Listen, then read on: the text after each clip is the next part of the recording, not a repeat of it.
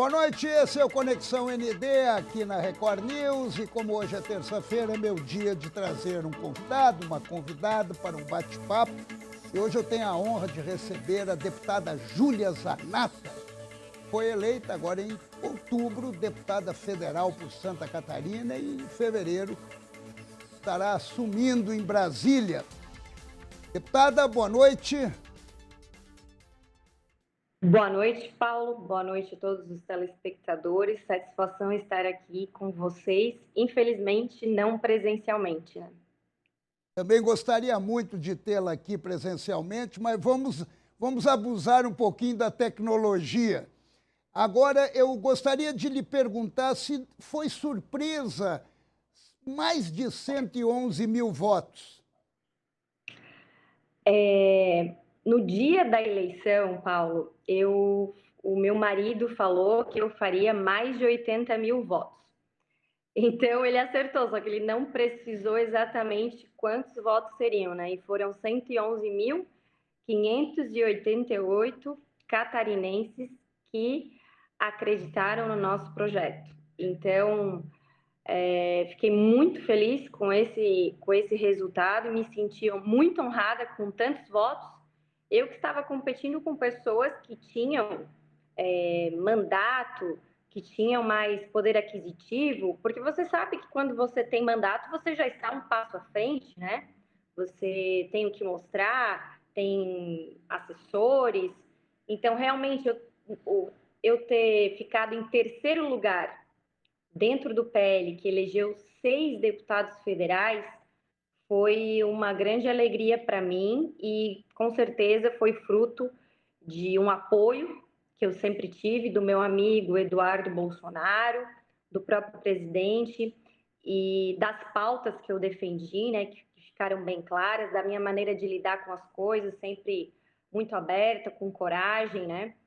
E o trabalho veio, o fruto do trabalho veio, então a quantidade de votos foi um pouco de surpresa, porque a gente não conseguia precisar quantos seriam, mas todo mundo que conviveu comigo sabe o quanto eu trabalhei por essa eleição.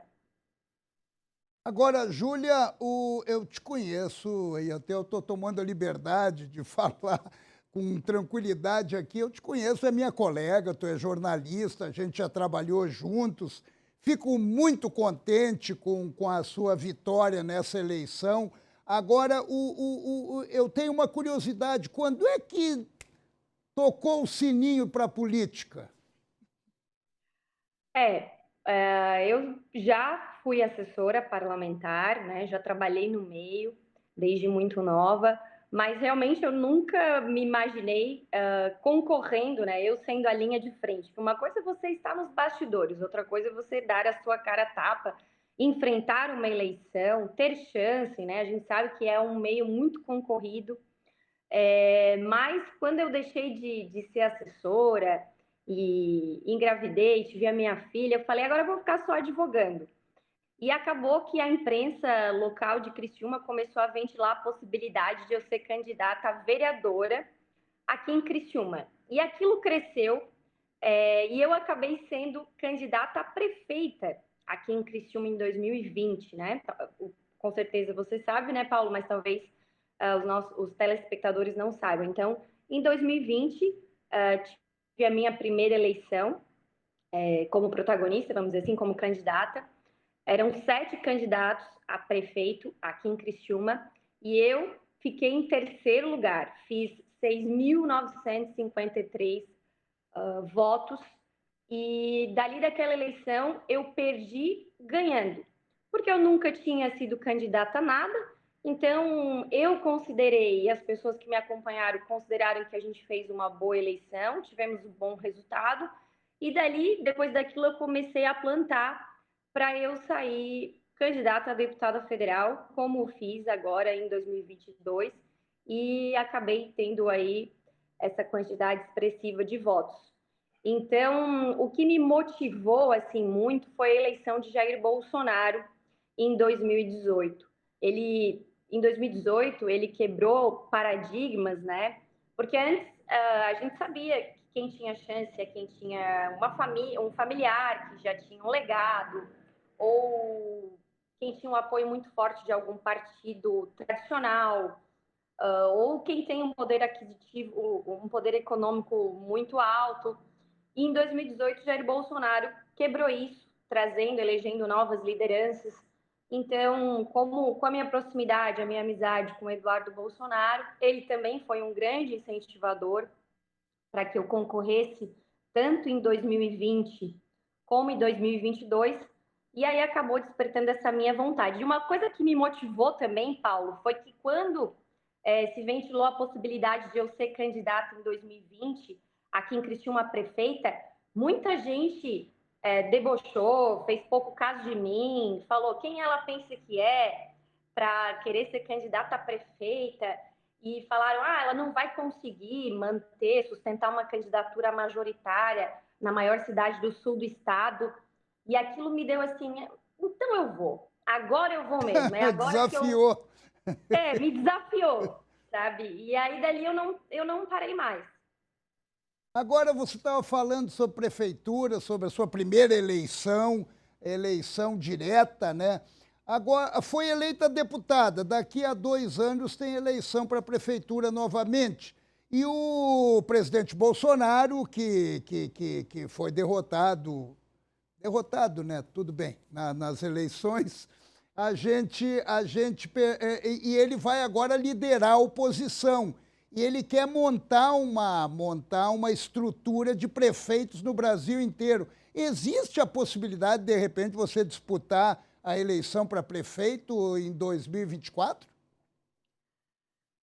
Veja bem, Paulo, eu estou muito satisfeita com a minha eleição, vou assumir dia 1º de fevereiro, né? Mas eu sou um soldado do presidente Bolsonaro. Se caso ele me fizer essa convocação, vamos dizer assim, é claro que eu não vou fugir dessa luta. Então, o que for melhor para o projeto, para o Brasil, enfim, o que ele achar que eu devo fazer, com certeza eu estou pronta para o combate. Esses mais de 111 mil votos, claro que a sua base é aí no sul do estado. Eles se espalharam por toda Santa Catarina, né? E aonde ficou mais visível a sua votação? Além além de Criciúma e a região. Veja bem, eu fiz no sul do estado, na Murel, na ANREC e na MESC, 35 mil votos. Então, todo o resto, Paulo, foi fora do sul do estado. Na Grande Florianópolis, por exemplo, eu fiz 19 mil votos. Em Florianópolis, somente na capital, foram quase 7 mil votos. Na região de Blumenau, foram 17 mil votos. Só em Blumenau, foram 8.177 votos. Quase a mesma quantidade que aqui em Criciúma. Em Criciúma, eu fiz 8.556 votos. Claro que o percentual aqui é maior, porque nós temos menos eleitores que Blumenau, certo? Blumenau é uma cidade que, inclusive, tem segundo turno, né? Então, segundo turno em eleição majoritária. Então, o que acontece? Os meus votos foram bem espalhados, certo? Eu fiz votos em 294 municípios dos 295 municípios catarinenses.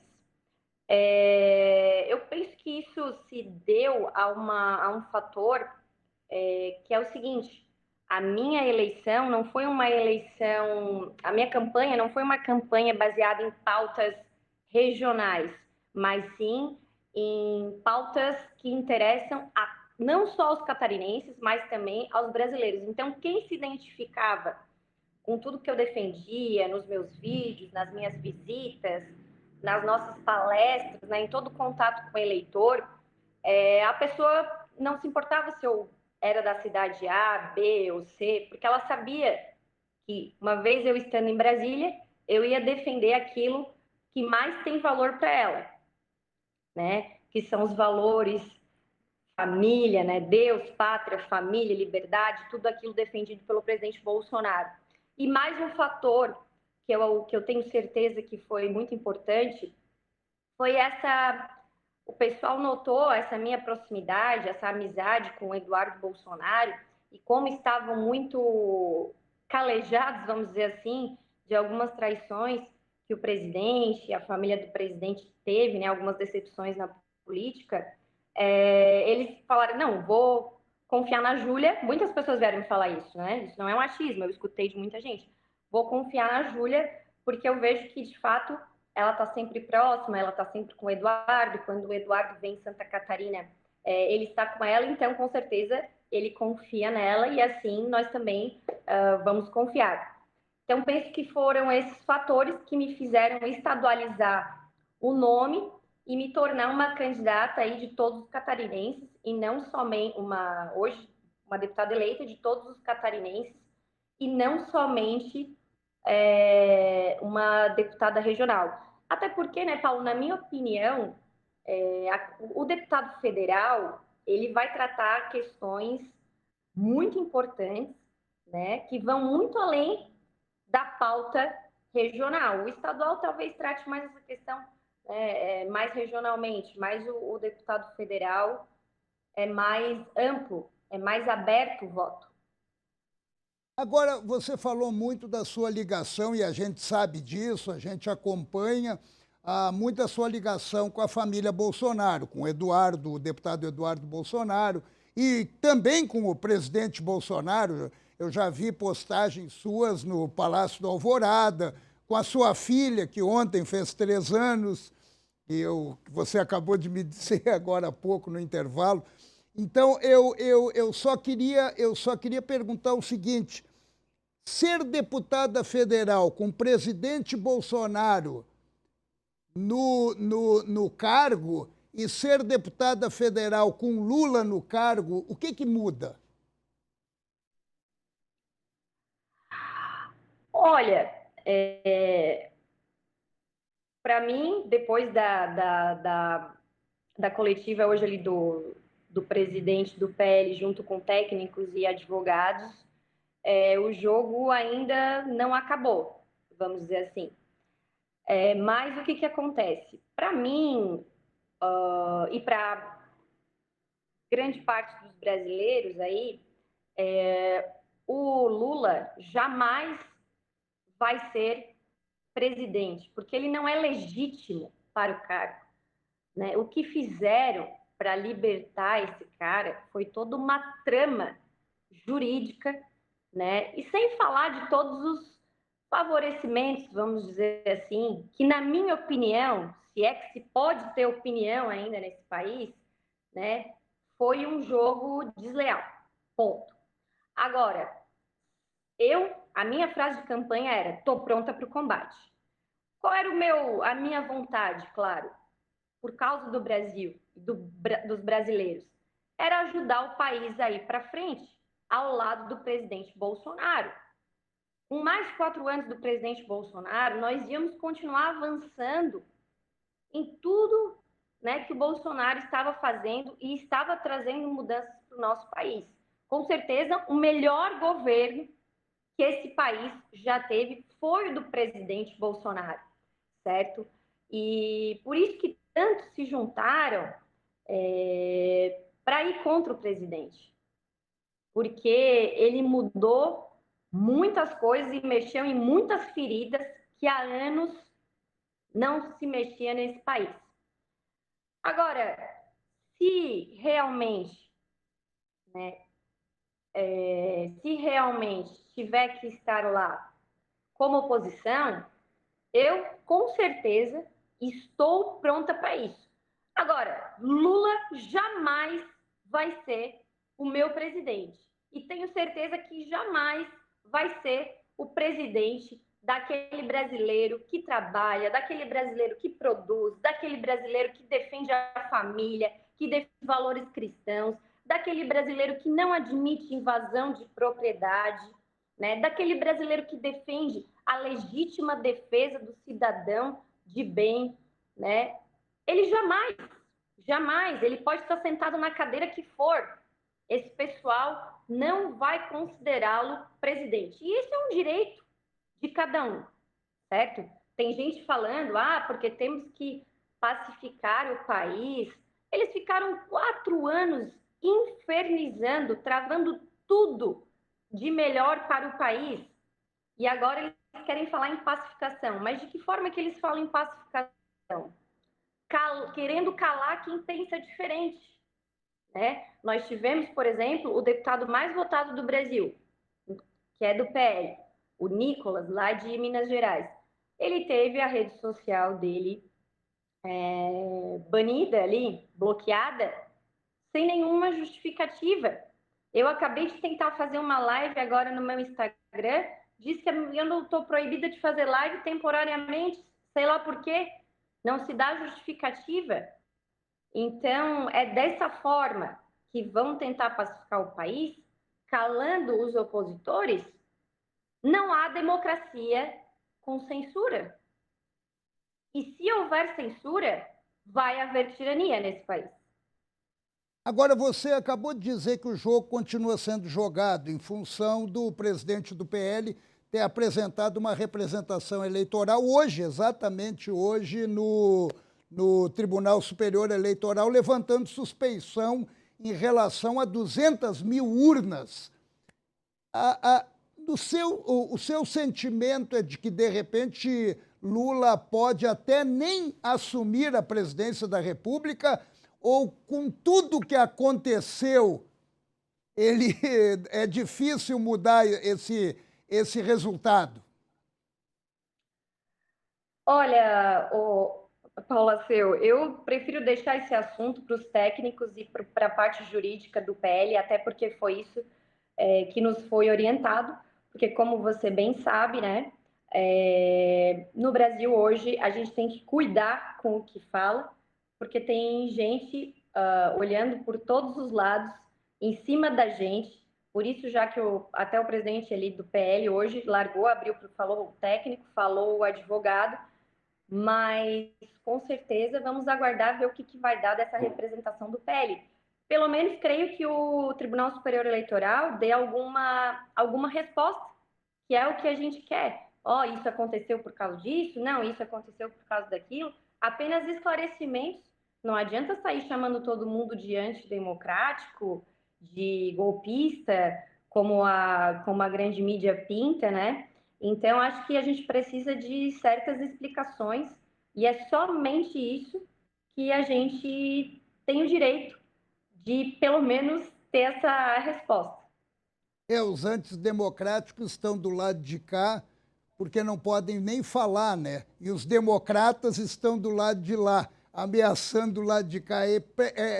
Esse Brasil está ao lado inverso mesmo. A gente vai dar uma paradinha rápida e daqui a pouco eu volto com a deputada Júlia Zanatta. É rapidinho.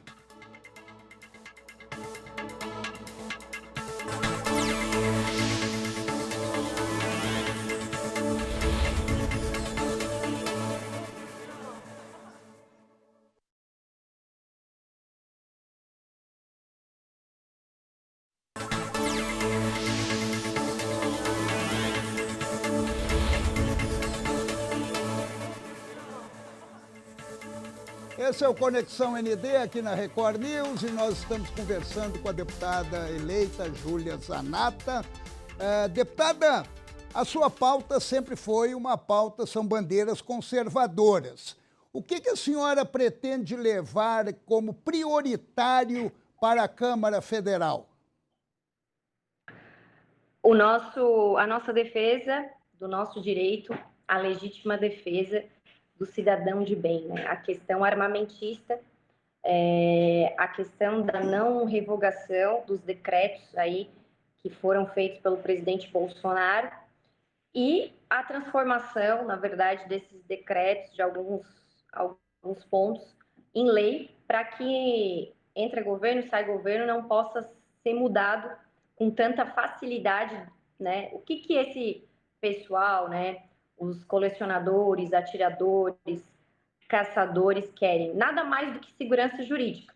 Porque hoje, se tem um clube de tiro ou uma loja que investiu dinheiro e daqui a pouco muda tudo porque revogaram um decreto, é muita insegurança.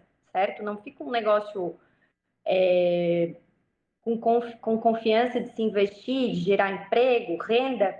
Então, nós vamos levar essas pautas e defender com unhas e dentes, que foi a minha questão principal. Mas tive outras questões que eu defendi também durante a minha campanha, por exemplo, a questão do turismo, né, de dar uma atenção melhor para os pequenos e médios municípios, na questão da infraestrutura turística, né, e agora nós temos o governador Jorginho Melo, né, eleito, que eu sempre fui apoiadora de primeira hora, né, ele que também foi um grande apoiador meu quando eu concorri à prefeitura em Criciúma. Então, vamos estar alinhados junto com ele. Eu sei que ele também é um grande defensor dessa pauta do turismo. E Santa Catarina tem um grande potencial. Faltam alguns ajustes nesse sentido. Esse final de semana eu estive em Jaraguá, por exemplo, na Schützenfest, né? A festa dos atiradores. Eu fui jurada das rainhas. E é lindo de ver como o pessoal vive aquele momento, né, para preservar as tradições germânicas daquela região. Aquelas festas ali, tanto a Schützen quanto a Oktober, que também estive presente esse ano, são pérolas do nosso estado. Então, eu também defendi.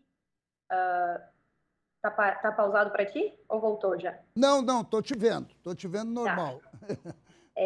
Eu defendi também a questão da saúde na primeira infância, Paulo, porque eu fui a primeira pessoa a tratar sobre o problema de falta de UTI neonatal e pediátrica aqui na região sul do estado. Fui a primeira pessoa a tratar disso e depois acabou explodindo esse problema em algumas regiões do estado. Então, temos sim que cobrar aí uma maior atenção para essa saúde na primeira infância, porque com certeza não tem nada mais doloroso para uma mãe ou para um pai ter que precisar de uma UTI para um bebezinho, né, para uma criança, e não ter isso.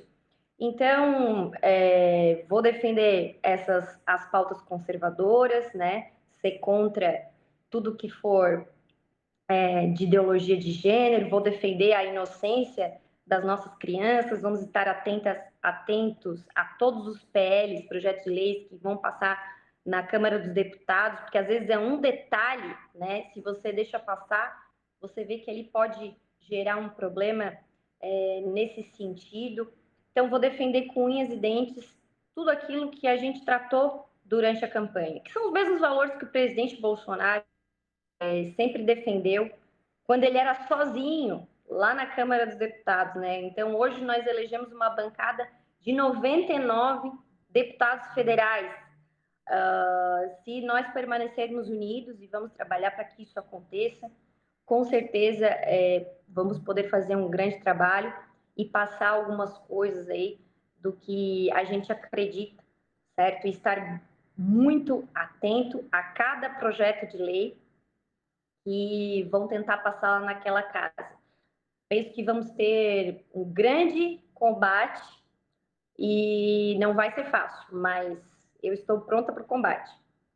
Agora, é isso que eu queria lhe perguntar. Há uma imagem muito negativa do Congresso, principalmente do Senado, mais do Senado, porque se relaciona ao STF. E essa interferência muito forte dos poderes, eu volto a colocar mais uma vez, dos poderes STF, junto ao Congresso.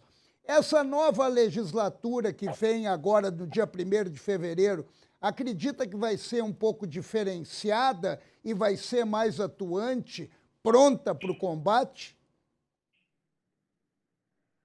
Olha, eu não quero perder as esperanças, então eu penso que sim, porém a gente tem que ver como é que vai ficar esse negócio. Porque o que aconteceu nessa legislatura atual?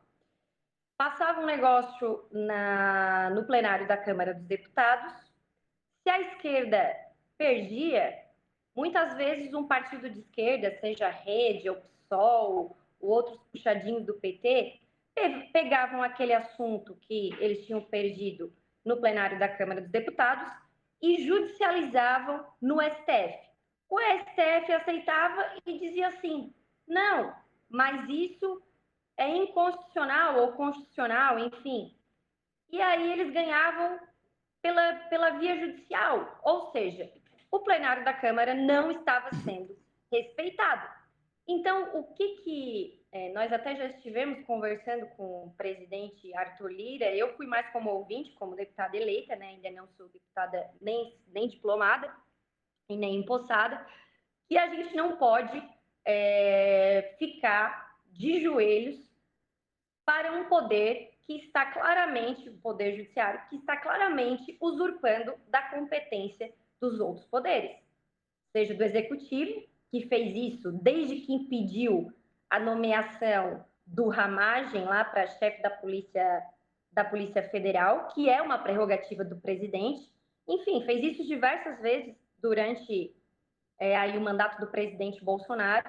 Então, eu espero que os deputados não fiquem de joelhos para o Supremo Tribunal Federal, como ficou, por exemplo, Paulo, no caso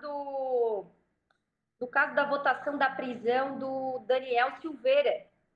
Ali eram para os deputados terem se levantado e dito: não, vocês não vão interferir aqui. Mas, infelizmente, votaram pela prisão do colega, né? E virou aí algo que marcou negativamente a história da Câmara dos Deputados, na minha opinião, e que eles não pensaram que pode vir a acontecer com algum outro colega, certo? Então, isso é muito grave, essa interferência em outros poderes. Porque, veja bem, o poder executivo, o presidente da República, é eleito por voto. Os deputados e senadores, mesmo com todo esse desgaste que você falou, Paulo, que tem perante a população, mas mesmo assim eles foram eleitos por votos, certo? Então, e de 4 em 4 anos eles passam, né, pela avaliação da população, vamos dizer assim. E o Supremo Tribunal Federal? Por que avaliação eles passam? Quantos votos eles tiveram para estar onde eles estão? Que representatividade popular eles têm? Nenhuma.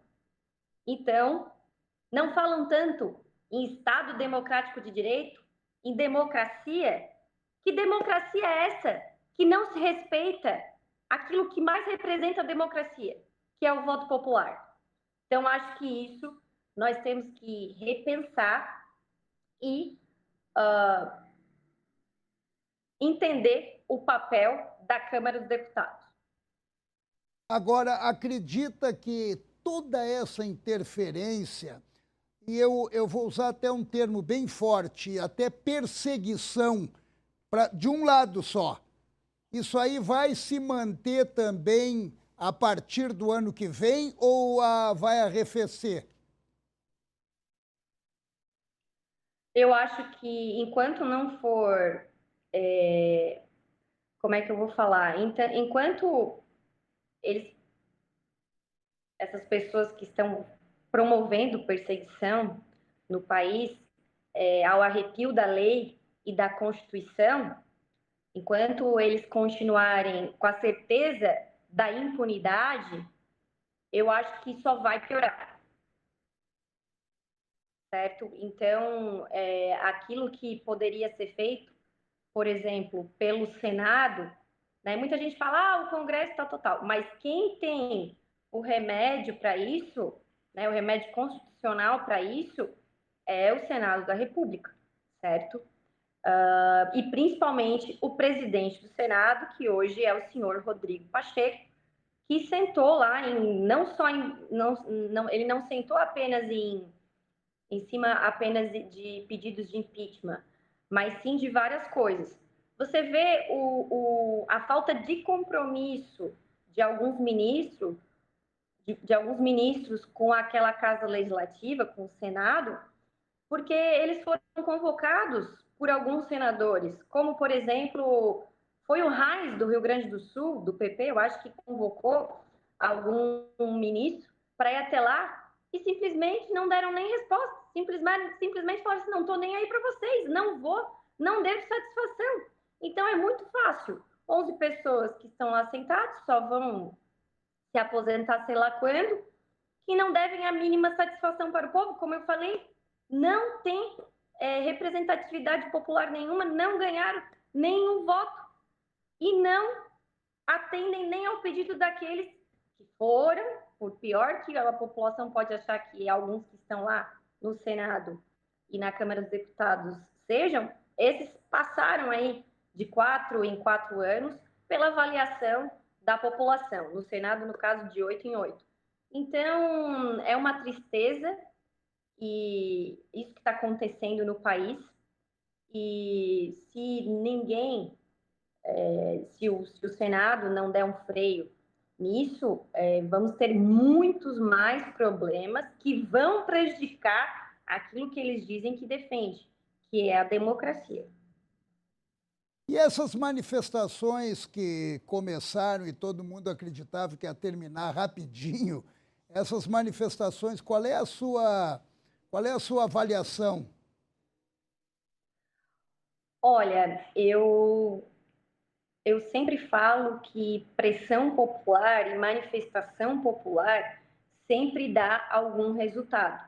Pode não ser aqueles que as pessoas esperam ou no momento que as pessoas esperam, mas eu penso que ao longo desses 4 anos, aliás, desde 2013, o povo brasileiro vem fazendo história com essas manifestações da sociedade civil organizada.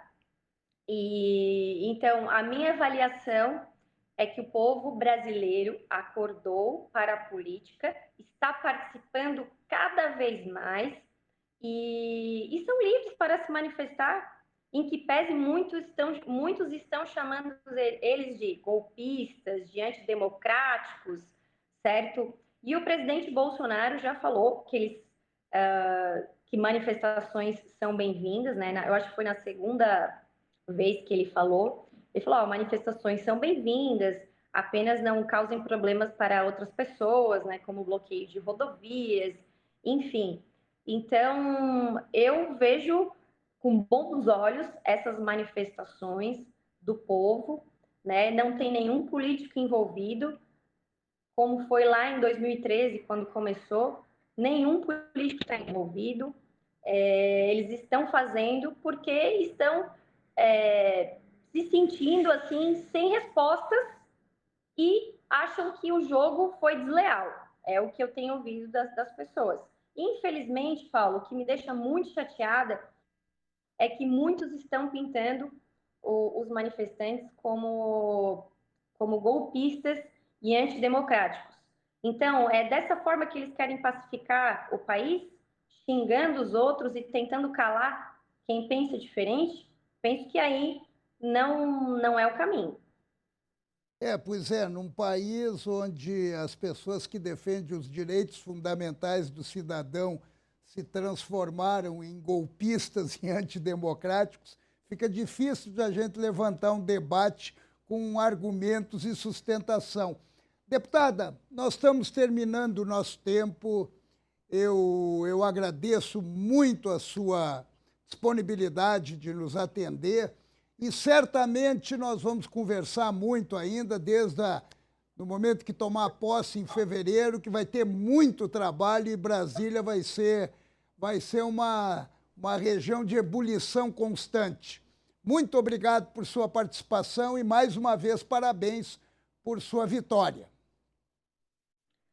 Obrigada, Paulo. Satisfação conceder essa entrevista aqui para ti.